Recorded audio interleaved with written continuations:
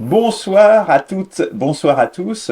Nous poursuivons donc notre étude des spiritualités et religions existantes.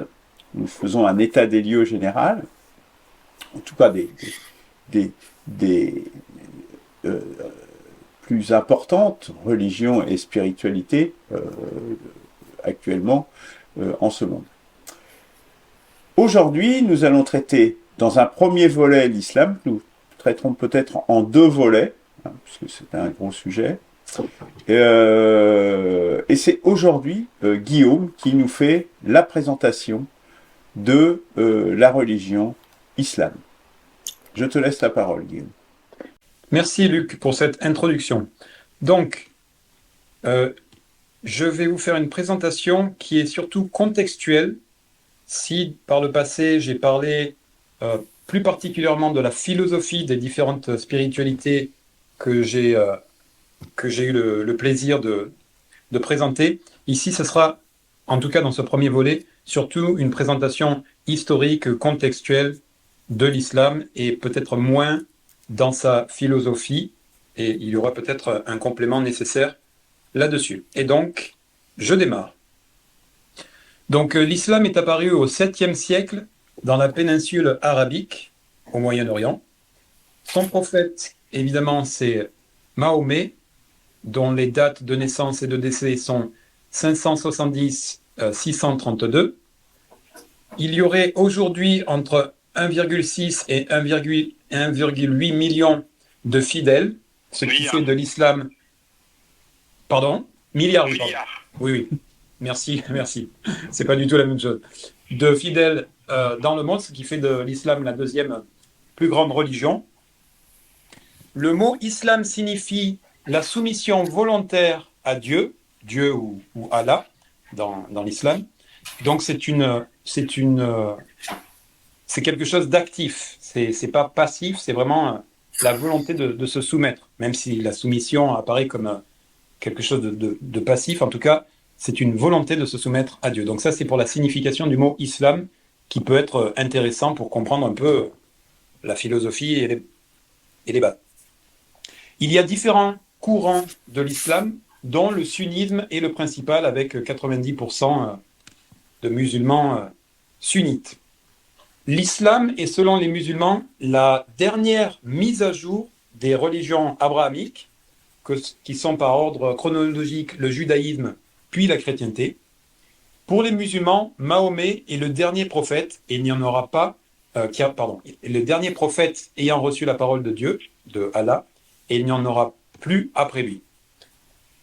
Si l'islam reconnaît, puisque c'est un prolongement des précédentes religions abrahamiques, si l'islam reconnaît l'Ancien et le Nouveau Testament, il affirme que le Coran est la version ultime et véritable des enseignements et de la volonté divine. Donc il y a une reconnaissance de l'Ancien et du Nouveau Testament, mais il y a quand même une critique parce que certains musulmans affirment qu'il y a une falsification de ces deux précédents volets et que, en tout cas, voilà, le Coran, c'est la dernière version et elle est véritable. Mais à côté du Coran, il y a aussi la Sunna, qui signifie loi ou tradition.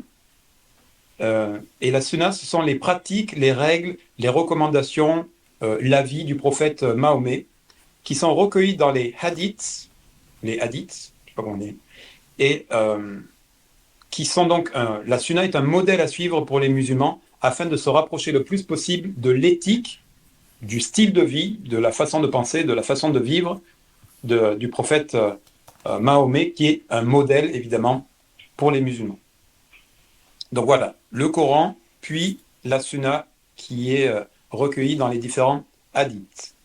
Pourtant, il y a une branche de l'islam, le coranisme, qui ne reconnaît pas du tout la Sunna et donc tous ces enseignements du prophète, et qui ne reconnaît que ce qui est écrit dans le Coran lui-même. Ensuite. Ah oui, alors, même si le Coran est évidemment le livre qui est commun à tous les musulmans, contrairement à la Sunna, il y a, à la fois pour le Coran d'ailleurs et aussi pour la Sunna, différentes, malgré tout, interprétations qui vont fonder différentes branches du Coran. Donc, dans l'islam, on ne s'accorde pas tous, enfin, les musulmans ne s'accordent pas tous de façon identique sur l'interprétation à la fois du Coran et de l'islam, ce qui existe aussi évidemment dans d'autres religions. Ok. Ah oui, et ceci peut probablement s'expliquer par le fait que la tradition islamique a longtemps été une transmission orale avant, bien plus tard, de devenir une transmission écrite. Donc peut-être que par l'oralité, eh bien, il y a eu une déformation des propos originaux, et donc ce qui peut expliquer que une fois que ça a été couché sur papier, eh bien, ça a été peut-être écrit différemment. Mais je vais revenir sur cette histoire d'écriture, de la transmission écrite de l'islam. Je vais faire un point d'abord sur le côté historique de la chose. Les historiens ne s'accordent pas quant à l'origine historique et géographique de l'islam. Bien sûr, les historiens qui sont musulmans, eux, revendiquent un historique et une origine géographique de l'islam, mais les historiens qui soient musulmans, enfin, qui sont peut-être pas musulmans, mais qui sont historiens de métier, ne s'accordent pas tous sur l'origine historique et géographique de l'islam. Certains affirment que le travail critique qui a pu être fait sur les deux autres religions monothéistes, judaïsme et chrétienté, n'a pas encore été fait pour l'islam. Peut-être parce que c'est une religion plus récente, et donc d'un certain point de vue historique, d'historien, il est difficile en réalité de s'accorder sur l'origine historique et géographique. Ce qui fait que certains historiens avancent le fait que le récit moderne de l'islam, tel qu'on le connaît aujourd'hui, depuis que l'islam a été couché sur papier, sert à justifier en réalité un agenda politique et une grandeur historique passée. Là-dessus aussi, je vais y revenir un peu plus tard. Parmi ceux-là, l'historien canadien Dan Gibbons pense avoir trouvé l'origine géographique de l'islam non pas à la Mecque, comme le relate le récit officiel, mais à Pétra. Donc ça, c'est simplement pour dire que parmi les historiens, on n'est pas tous d'accord sur l'origine historique et même géographique de l'islam. Il y a un débat là-dessus, mais ça peut être vrai aussi pour d'autres spiritualités, vraisemblablement. L'islam est apparu, donc là je reviens aux origines de l'islam, est apparu dans un contexte de grande instabilité politique, sociale et territoriale. Il y avait des conflits entre différentes factions qui se menaient des guerres pour évidemment occuper des territoires. Et c'est à ce moment-là que le califat, qui est une forme musulmane ou plutôt arabe de seigneurie, le premier califat donc fait écrire le Coran, et donc c'est à ce moment-là que la transmission orale disparaît au profit de l'écrit, et donc le Coran est écrit à ce moment-là, ainsi que la Sunna, ce qui fait donc passer, oui je viens de le dire, de la tradition orale à la tradition écrite, et donc c'est à ce moment-là que naît le dogme musulman.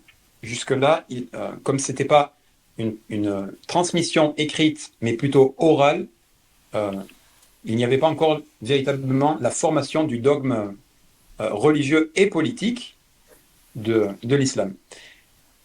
Et donc, l'utilité de l'écrit par le califat est une utilité à la fois d'ordre, pour essayer de stabiliser la situation instable politique, sociale et territoriale de l'époque, et aussi pour légitimer son pouvoir politique. D'accord ? Donc le premier califat, il s'adosse sur la spiritualité qui devient religion musulmane pour justifier spirituellement, religieusement, mentalement son pouvoir politique. Ce qui a pu se retrouver, et certainement se retrouve assez fréquemment dans les différentes religions. Donc il y a une utilisation, si on veut, politique, mais aussi c'est pas simplement pour justifier un pouvoir, mais c'est aussi pour stabiliser une situation, une société, une civilisation qui était relativement instable. Cette stabilité va permettre à la civilisation arabe de se développer grandement dans les sciences. On doit notamment les mathématiques à cette civilisation, dans la culture, donc les poèmes, les différentes représentations, l'art en général, ainsi que l'architecture, etc. Ainsi évidemment que euh, une grandeur géographique, puisque l'empire musulman va s'étendre au-delà des régions du Moyen-Orient, faisant de cette civilisation l'une des plus grandes de l'histoire humaine, à sa grande époque. Mais le pouvoir attirant les convoitises, l'empire musulman connaît des rivalités internes qui vont le faire imploser en différents califats, se revendiquant chacun du vrai islam. Et donc, c'est là qu'on va avoir apparaître des divergences, des branches différentes de l'islam, malgré qu'il ait été posé par écrit. Voilà. Et à noter quelque chose qui me semble intéressant peut-être à savoir, et peut-être pour nos réflexions futures, l'islam, donc, si la civilisation arabe, la civilisation musulmane a été pendant un certain temps une grande civilisation qui a dominé sa région et même au-delà et qui a influencé encore plus au-delà de ses frontières, de son empire, culturellement le reste du monde, comme tout a une fin et que cet empire a implosé, etc., s'est fragilisé et il a permis notamment aux Européens de venir envahir certaines régions du Moyen-Orient, ce qui aura pour conséquence d'influencer l'islam ottoman. Donc l'islam ottoman est influencé par la pensée européenne, ce qui va en réaction créer l'islam wahhabisme, enfin l'islam wahhabite, donc le wahhabisme, qui est une réaction et un retour aux fondamentaux de l'islam, si on veut un islam un islam rigoriste. Donc voilà, à cause de l'invasion et de l'influence de l'invasion de l'Europe et de l'influence de la pensée européenne sur l'islam, notamment principalement ottoman, eh bien il va y avoir en réaction pour certains fondamentalistes, pour certains conservateurs, si on veut, la création du wahhabisme, qui est une revendication du retour aux fondamentaux de l'islam. Ça, je pense que c'est aussi intéressant à savoir. À la fois qu'il y a un islam influencé par la pensée, et à la fois aussi qu'il y a en réaction un islam plus rigoriste, fondamentaliste, qui revient aux sources. Et je termine là-dessus, donc ma présentation. À quelle époque ça Alors, je n'ai plus noté. Je mettrai en incrustation à l'écran au montage de la vidéo. Je termine là-dessus, donc ma présentation a été plutôt courte, me semble-t-il. L'islam existe, donc c'est la deuxième religion en termes de fidèles au monde. L'islam existe sur tous les continents et dans toutes les régions du monde. Moi qui suis au Japon, donc en Asie, il y a aussi des musulmans en Asie, et même au Japon d'ailleurs, même si en très petit nombre. Et ceci est certainement dû à la dispersion de la diaspora arabe à travers le monde, et aussi à un certain prosélytisme, parce que, ce sera mon tout dernier point, même si je ne rentre pas dans la philosophie et dans véritablement le contenu du Coran et véritablement dans la spiritualité et de la philosophie musulmane, malgré tout, c'est quand même une religion qui touche tous les aspects de la vie, y compris jusqu'aux choses du quotidien. D'accord, ça vraiment, il y a des règles pour absolument tout, jusqu'à comment il faut se couper les ongles, quelle doit être la longueur de la barbe pour les hommes, etc., etc. Donc ça touche vraiment tous les aspects élevés, mais aussi du quotidien, etc. Et donc, ce qui est une façon de vivre, une ligne directrice, une sorte de guide dans la vie pour les personnes qui sont en recherche de sens et de structure dans la vie. C'est pour ça, à mon avis notamment, que à côté de son prosélytisme, comme l'islam est une religion, si on veut, complète, pas seulement spirituelle pour des domaines hors sol, enfin spirituels disons, mais aussi tout à fait pratique, eh bien, c'est un corpus qui est une sorte de mode d'emploi pour des civilisations, des cultures Je pense notamment à certains pays d'Asie de, d'Asie de l'Est, d'Asie du Sud, qui connaissent des communautés musulmanes parce que, notamment, voilà, ça donne une structure euh, véritable à l'existence. Voilà, donc c'est pas du tout exhaustif comme présentation, mais comme il y aura un deuxième volet, ça permettra d'aller peut-être un peu plus dans le cœur de la philosophie et éventuellement de compléter si je n'ai pas tout dit. Mais là, j'ai essayé de tracer une histoire au long cours de l'islam en essayant de pointer certains points communs avec ce qu'on a pu voir pour d'autres religions, euh, c'est-à-dire que c'est une spiritualité ou une philosophie de vie qui est devenue une religion pour des raisons sociales, de stabilisation de société, et aussi par une instrumentalisation politique qui cherchait une légitimité. Et voilà, ça c'est le point principal, me semble-t-il. J'en ai terminé. Messieurs, à vous pour éventuellement des questions ou des réactions. Oui, je ne sais pas si on va avoir un débat, peut-être des questions ou des prolongements peut-être sur cette première partie, sachant qu'on fera, effectivement, on a acté qu'on fera une deuxième partie. Peut-être Eberhard, tu veux commencer? Oui, je pense que Eberhard est assez connaisseur, donc vas-y. Un peu, un peu. Sur l'aspect vraiment historique, hein, Oui, historique.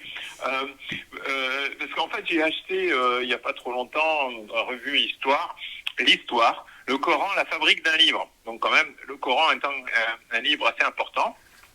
Et donc, dans cette revue, il est bien montré que le Coran n'a pas été... Parce que ce qui est dit officiellement, c'est que le Coran aurait été dicté par l'ange Djibril, qui est l'équivalent de Gabriel en traduction. Et en fait, il s'est avéré que même le Coran lui-même, c'est ce que montrait un petit peu Guillaume, puisqu'en fait, ça a d'abord été une tradition orale, mais il y a eu donc des sultans qui ont finalement fixé le Coran par écrit pour des raisons de pouvoir. Hein. Donc voilà, et il y a deux sultans principaux qui sont le calife, on disait le calife à l'époque, calife Othman, qui était qui est né en 644 et mort en 656, environ, donc à peu près 2 siècles après, 2 décennies après la mort de Mohamed. Mahomet. En fait, les musulmans préfèrent qu'on dise Mohamed que Mahomet. Hein. Ah, pardon. Et il est très probable qu'une grande partie donc du Coran a été compulsée à ce moment-là, mais celui qui l'a finalisé, ce serait un peu plus tard encore. C'est donc c'est le 5e calife après le 3e, non, que j'ai cité tout à l'heure. C'est entre 685 et 705 le règne de Abdel Malik. Abdel Malik, c'est lui qui en fait était le fondateur et a rendu officielle la religion dans tout l'empire. Hein, dans tout l'empire. Donc là, on est en gros tout le Maghreb. Il y a toute l'Arabie évidemment, toute la partie Mésopotamie, et jusqu'à une grande partie de l'Iran. Voilà. Donc c'est juste pour dire que progressivement des ajouts, des modifications ont été faites, alors que officiellement c'est l'ange Gabriel qui dicte le Coran à Mohammed. Oui, Eberhard, si je peux réagir, tu as tout à fait raison et tu fais un complément très intéressant. Et justement, c'est le récit officiel moderne, si on veut. Moderne, c'est sur un temps relativement long, mais voilà. Qui cherche à justifier le Coran écrit par ce que tu dis, c'est-à-dire qu'il aurait été soi-disant, en tout cas, du point de vue de ceux qui revendiquent ce récit, directement, et c'est pas une interprétation, etc., mais qui aurait été directement retranscrit après les dires de l'ange, de l'ange Gabriel. Comment tu as dit qu'on disait déjà Ah oui, Djibril. voilà. Voilà, Djibril. Mais, mais très certainement, enfin très certainement, je fais, là c'est un point de vue personnel et critique, même si c'est une critique constructive, très certainement, et c'est ce que tu as dit, Ebora, c'est c'est un acte politique, si on veut, que que cette officialisation, si on veut, du Coran en tant que texte écrit, me semble-t-il. Merci beaucoup, c'était un ajout très très intéressant, Ebora. Luc. Alors, bon, bah, je vais parler donc de l'islam. Bah, dans le contexte un peu historique qu'on a là, moi je suis pas un grand connaisseur. Euh, oui, dans ta présentation, et c'est bien qu'Eberhard les soulignait aussi derrière, c'est que suivant la, l'émergence de cette religion, s'est constitué un empire, donc par voie de conquête. Hein. Mahomet lui-même étant un guerrier, hein, il a, euh, il a conquis un certain nombre de villes, dont la Mecque, en l'occurrence. Donc, c'est important de le dire, et notamment, bah, peut-être au cours des siècles suivants, c'est ce qui explique que ce qu'on appelle les Sarrasins, hein, à l'époque en Europe, sont remontés jusqu'à Poitiers, notamment, où ils ont été arrêtés, comme on le sait, par Jacques Martel. Même si c'est un petit peu, c'est une histoire un petit peu romancée, parce que l'histoire est un peu plus compliquée, parce qu'il y a eu aussi des invasions du côté du Rhône et tout ça, je crois. Bon. Donc en fait, cet aspect quand même, je dirais prosélyte et je dirais même conquérant. Hein, là, je crois qu'il faut parler, il faut appeler un chat un chat. Il ne faut pas le gommer dans l'histoire de l'islam, quand même. Je pense qu'elle est très, elle est tout à fait importante et consubstantielle, puisque Mahomet lui-même était un homme d'épée, de sabre en l'occurrence. Alors moi j'avais vu aussi sur cette histoire de l'écriture du Coran, j'avais lu dans un livre il y a très longtemps certaines théories justement qui disaient que c'était en fait que il avait été rédigé, mais quelque part ça le confirme, faut dire, hein, qu'il avait été rédigé en fait à la demande d'un sultan et qu'il avait été rédigé en réalité euh, par des théologiens juifs et chrétiens avec pour instruction je dirais, de gommer et d'éliminer les aspects les moins cohérents dans les religions monothéistes antérieures, je dirais. On va prendre un exemple, dans la chrétienté, par exemple, on dit qu'il y a un Dieu unique, mais en même temps il a un fils, donc ça fait déjà deux dieux, plus le Saint-Esprit, donc il y a la Trinité, enfin bon, ils ont des explications pour ça, mais c'est quand même très curieux d'avoir cette Trinité, alors qu'il y a un Dieu unique, enfin il y a quand même fondamentalement quelque part quand même un peu une contradiction. Donc il y a une simplification extrême donc qui aurait procédé à une simplification et donc une efficacité. Tout ça pour dire que, enfin, au fond, même que cette théorie de ce chercheur soit juste ou pas, c'est peut-être le même que tu citais d'ailleurs, hein, peut-être le canadien, je ne retrouverai pas la référence, donc c'est pas grave. Mais ça montre que c'est, pour les monothéismes en tout cas, sans doute la religion majeure, il y en a d'autres depuis, mais la religion majeure la plus moderne, hein, et la plus synthétique, la dernière vraiment, enfin en tout cas jusqu'ici, marquante du monothéisme. Donc en ce sens, elle est vraiment moderne. Voilà, je dirais, ça c'est vraiment important et donc la plus adaptée au temps présent, hein, clairement. Totalisante, oui, alors tu as parlé des règles pour tout, etc. Bon, ça, je pense qu'on aura l'occasion d'en reparler dans la deuxième émission. Si, Christian, si tu me permets, avant que j'oublie quelques petites réactions au propos de Luc, avant de te donner la parole, je te demande de m'excuser. Alors, la modernité, oui, effectivement, c'est des trois religions abrahamiques et monothéistes, c'est évidemment la plus récente, donc la plus moderne, ce qui est à la fois une bonne chose d'un certain point de vue, parce que tu viens de le rappeler, c'est la plus, la plus cohérente, la plus logique d'un certain point de vue, etc. Et peut-être la plus adaptée à l'époque plus récente. Mais le pendant négatif, c'est que aussi, c'est celle sur laquelle on a le moins de recul, notamment historique et de travail critique, tu vois. C'est ce que je disais dans mon truc. Donc, la modernité, ça a un aspect positif, mais ça a aussi un aspect négatif. Et peut-être qu'il faudra encore que le travail d'historien n'a pas encore totalement été fait. Et puis, tu disais que tu rappelais que Mahomet était notamment un homme d'épée et qu'il y avait donc une dimension conquérante dans l'islam. Alors, oui et non. Oui, c'était un homme d'épée, mais homme d'épée ne signifie pas nécessairement de vouloir conquérir au-delà de son territoire. Malgré tout, si je peux entendre ce point de vue, il n'est pas, je veux dire, il est, comment dire, il existe aussi pour d'autres religions monothéistes, le judaïsme, je ne sais pas trop, mais la chrétienté, notamment avec les croisades, c'était aussi le cas. Donc, est-ce que j'ai l'impression que tu sembles dire que c'est spécifique, consubstantiel, tu as dit, à l'islam, alors qu'il me semble que c'est plutôt une dimension des grandes religions, me semble-t-il. Mais on y reviendra. Vas-y, Luc ou Christian. Puis juste sur ça, enfin, tu parlais de modernité. Alors, moi qui ai dépassé le progressisme, pour moi, la modernité n'est pas forcément une qualité, loin de là.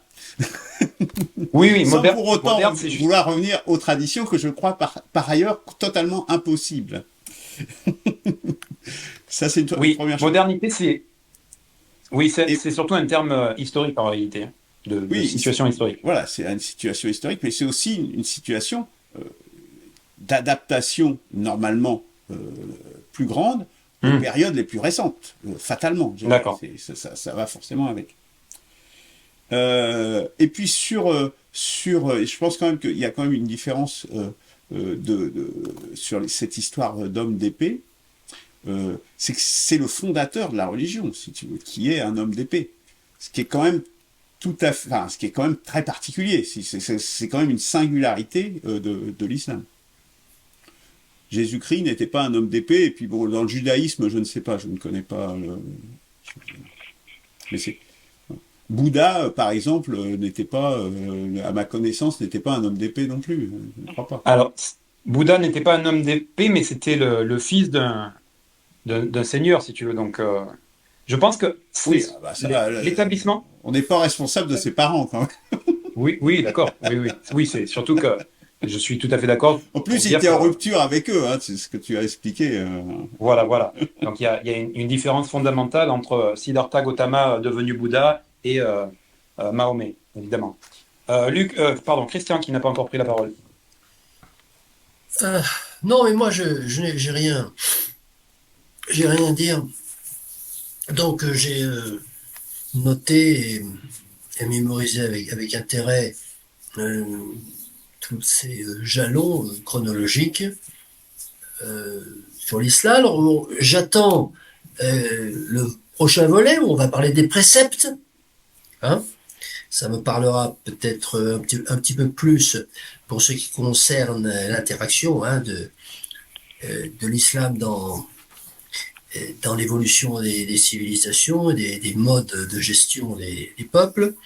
Voilà, donc moi je suis pas du tout un historien des religions, donc je n'ai absolument rien à ajouter. C'est une question que j'avais, mais bon, j'ai trouvé la réponse. À quelle époque Mahomet a contribué à écrire le Coran, hein. Bon, je crois que c'est aux alentours de l'année 500, quelque chose comme ça. Oui, 7e siècle. Ce qui place, semble-t-il, l'islam dans une position chronologique très très postérieure au christianisme. Et qui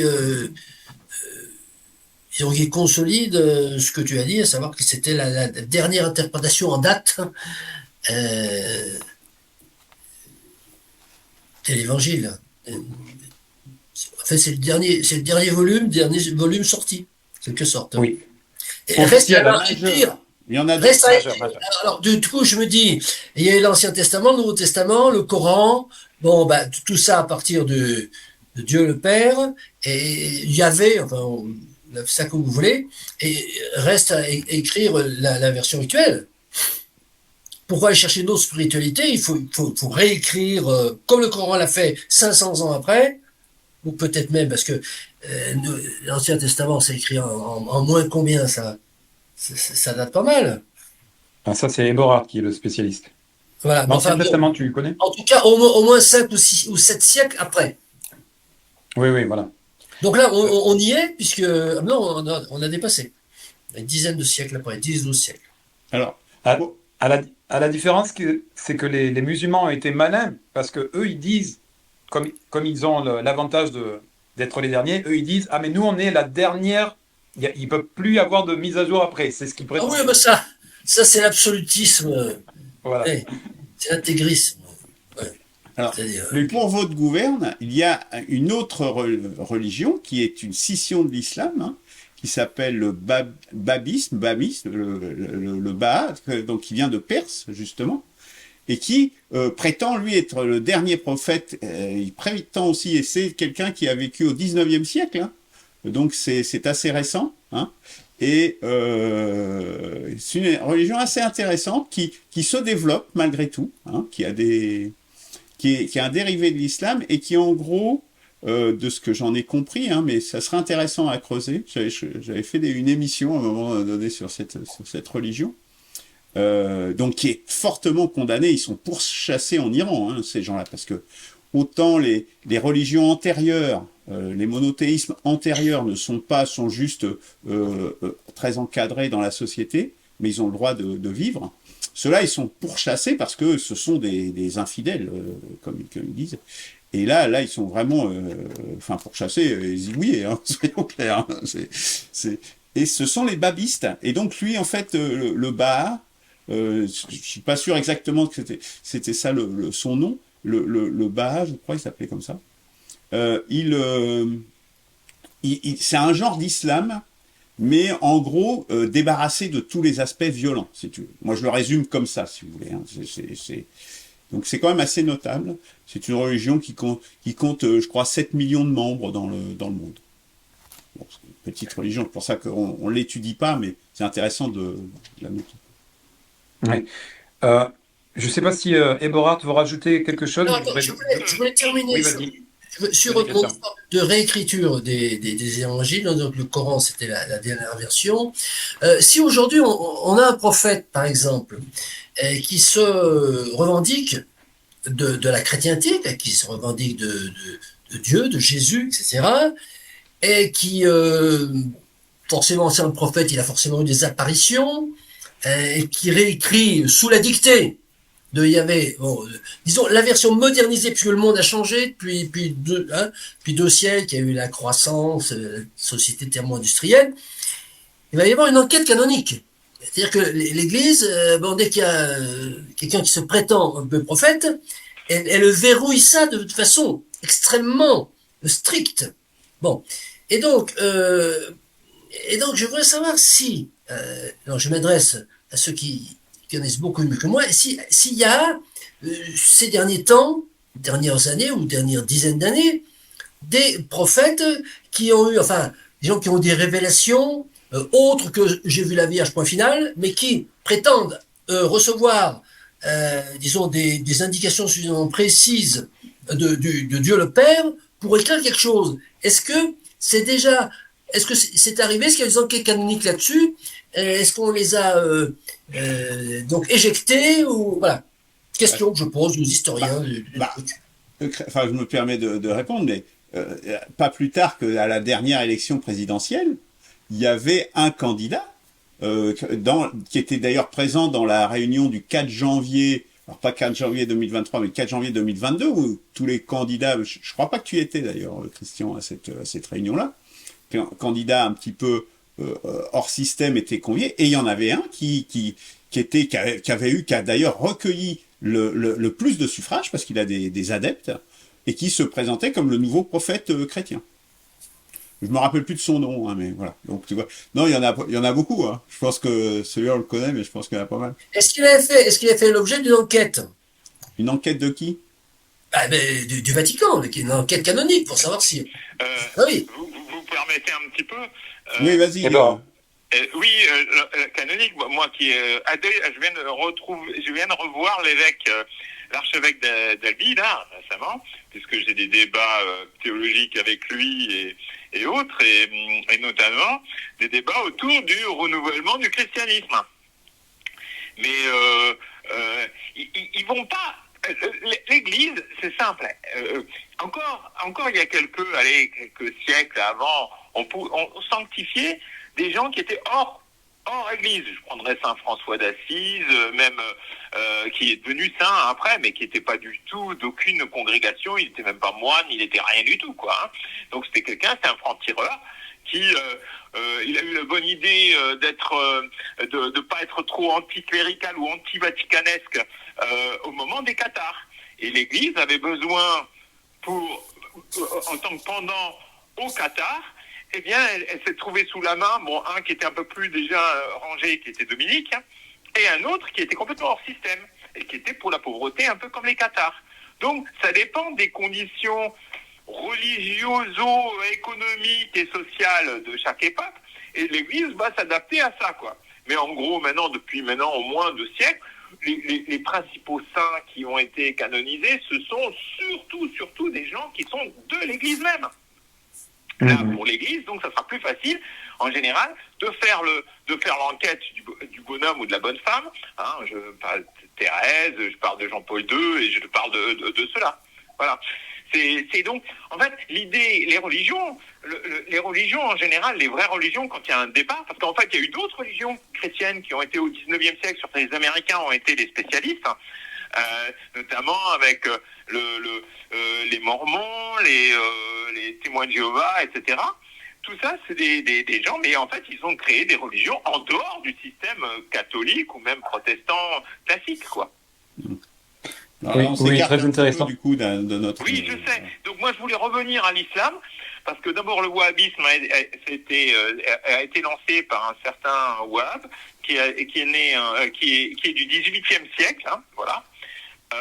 Et ensuite, je voulais aborder un autre point par rapport à l'islam, c'est qu'il y a une chose qui n'est pas trop bien vue, en général, c'est que l'islam, comme beaucoup de religions, il y a un aspect sociétal qui est important, et notamment aussi agricole, parce qu'il faut bien ne pas oublier qu'il y a plus de 2 siècles avant nous, eh bien, c'est la situation agricole. Et il y a des secteurs où, par exemple, certaines religions peuvent se développer, et dans certaines conditions climatiques et agricoles qui peuvent se développer, et d'autres où elles ne se développent pas. Par exemple, l'islam s'est beaucoup développé avec 1 ou 2 exceptions près, en tant que religion majoritaire, dans les régions de l'agriculture pastorale. Et d'ailleurs, le sacrifice, et il ne faut pas oublier du sacrificiel, hein, le sacrifice qui est important, l'islam a développé un sacrificiel autour du mouton, autour du sacrifice, du mouton, ça peut être une chèvre ou autre, mais un sacrifice d'un animal agricole. Alors que le christianisme, lui, si on ne prend les deux symboles, c'est beaucoup moins sanguinaire, même si le Christ dit ceci est mon sang, mais en fait c'est du vin. Et l'autre, c'est ceci est ma chair, mais c'est du pain. Donc voilà, symbolique. C'est aussi un aspect sociétal et aussi culturel. Parce que trop souvent, on regarde seulement la religion, et on va trouver par exemple des bouddhistes ici chez nous, mais enfin ce sera certainement c'est assez exceptionnel chez nous, mais parce qu'en fait il faut bien comprendre profondément à quoi correspond une religion par rapport aux conditions culturelles. Voilà, et c'est ce qui est aussi pour l'islam important. Tout à fait, très très intéressant ce que tu viens de dire, Ebera. J'ai envie de dire que la religion, plus que la spiritualité, même si on pourrait y inclure la spiritualité, la religion est véritablement une matière humaine. Donc, elle est modelée en fonction du moment historique, en fonction des conditions géographiques, des conditions culturelles, telles que l'a rappelé Eberhard, de l'agriculture ou de telle forme de production, etc. Donc, évidemment, on fait avec ce qu'on a. Donc, s'il y a un sacrifice du mouton ou de la chèvre dans l'islam, c'est parce que, comme vient de le rappeler Eberhard, eh bien, c'était une civilisation qui était basée sur cette forme de production alimentaire. Il faut bien donc comprendre que la religion est véritablement une matière humaine, c'est-à-dire qu'elle est fabriquée et façonnée par les humains et par leurs conditions. Quelques points sur ce qu'a dit Christian. J'ai beaucoup aimé vous dire que je vais devoir vous quitter là maintenant. D'accord, Ébar. Merci beaucoup pour ta participation. Désolé, mais à bientôt, à la semaine prochaine alors. Au revoir. À la semaine prochaine. Au revoir. Au revoir. Au revoir. J'ai bien aimé la formule de Christian. Les religions sont un mode de gestion des peuples. Je trouve que c'est très très juste et je pense qu'en réalité, c'est la véritable définition de la religion.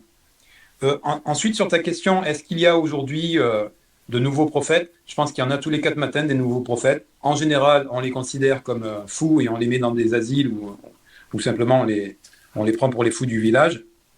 Qu'ils soient véritables ou pas, ça c'est impossible, enfin c'est difficile à dire.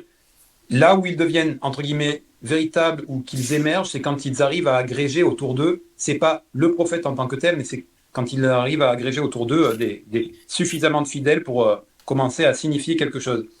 Je pense que si le Vatican n'étudie plus, comme nous l'a rappelé Eberhard, c'est quoi le terme, la sanctification des figures? Oui, la sanctification. Voilà.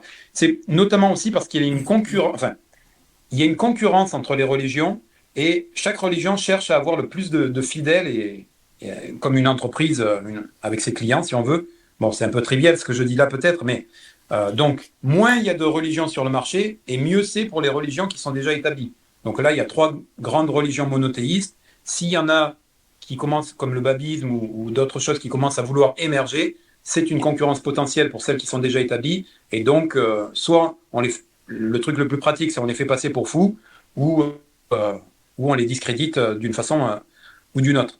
Et ensuite, sur la sanctification, ça c'est un point de vue tout à fait personnel, mais je pense qu'il y a, si on veut, une récupération par les religions qui sont devenues plutôt des institutions, plutôt que des vecteurs spirituels, une récupération des figures qui émergent comme ça dans la société. Et donc, à partir du moment où la figure est suffisamment importante, comme les exemples qu'a rappelé Eberhard, et bien là, par contre, ça sert l'institution religieuse et dire, ben, nous, on va le sanctifier, on le reconnaît, et on l'officialise, et ça revient aussi en bénéfice sur nous.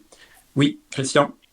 Oui, non, quand je parlais de prophètes, je parlais d'individus qui prétendaient, qui avaient pour objectif de réécrire les évangiles. Puisque je partais de l'exemple du Coran, le Coran étant une nouvelle écriture, une écriture actualisée, bref, voilà, de la parole de Dieu, puisque c'est le même Dieu qui est codifié au sein des évangiles et au sein du Coran.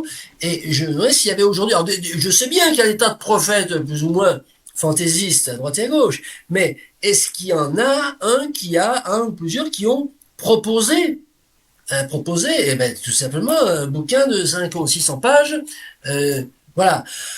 Alors, du coup, le renouvellement spirituel, est-ce que ce renouvellement spirituel, si tant est qu'il soit légitime, je vais revenir sur ce mot légitime qui m'a interabusté, eh bien, est-ce que vous le voyez comme une réécriture à la façon de Mahomet, pas en 500, mais en 2025, ou bien quelque chose de complètement différent.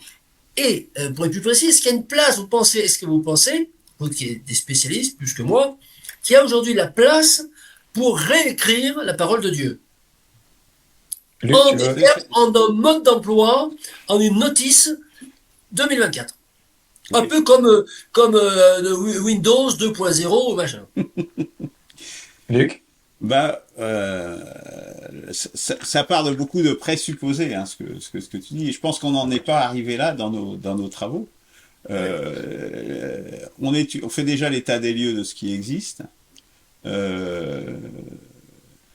La légitimité, effectivement, ça se pose. La motivation, la légitimité, c'est aussi pourquoi pour ça, on a deux grands chantiers, hein, le chantier étude de l'existant et le chantier quelle spiritualité pour demain, pour aujourd'hui et pour demain, quel renouvellement.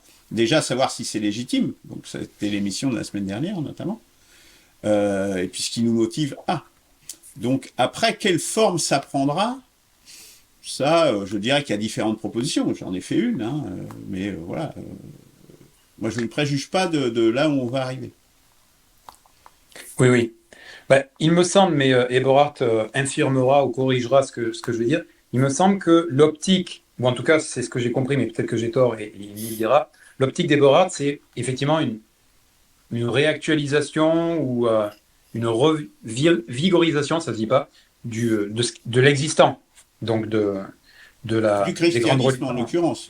Voilà, du Eberhard, christianisme plus. c'est très Voilà, précisément du christianisme. tout à fait, C'est ça, précisément celle-ci. Ce qui n'est Donc, pas la mienne. Donc, voilà. voilà, c'est ni la tienne ni la mienne. Ni Et sans doute la tienne non plus. voilà. Mais en tout cas, c'est une des propositions. Donc, comme l'a dit Luc, qu'est-ce qui va advenir? On ne sait pas. Pour l'instant, sur la table, il y a différentes propositions, dont des propositions qui ne sont pas finies, quoi, qui sont en travail. Euh, mais Gentil. D'où le pour cercle. répondre, pour répondre à la question à la question de Christian, est-ce qu'il y a des gens qui proposent une réactualisation moderne de l'écrit, etc. Très certainement, mais on n'entend pas nécessairement parler, notamment parce que, comme je l'ai dit, il y aurait concurrence, et donc c'est à eux de se démener pour se faire connaître afin d'arriver à avoir suffisamment de gens. Mais moi, ça m'intéresse pas nécessairement. C'est pas notre position à Luc et moi, en tout cas. Voilà.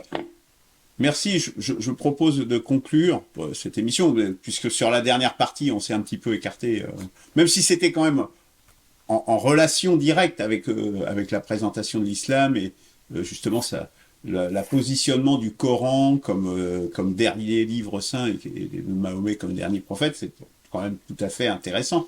Puisque si nous sommes là, quelque part, c'est que fatalement, nous pensons que l'œuvre doit être remise sur le métier. Exact.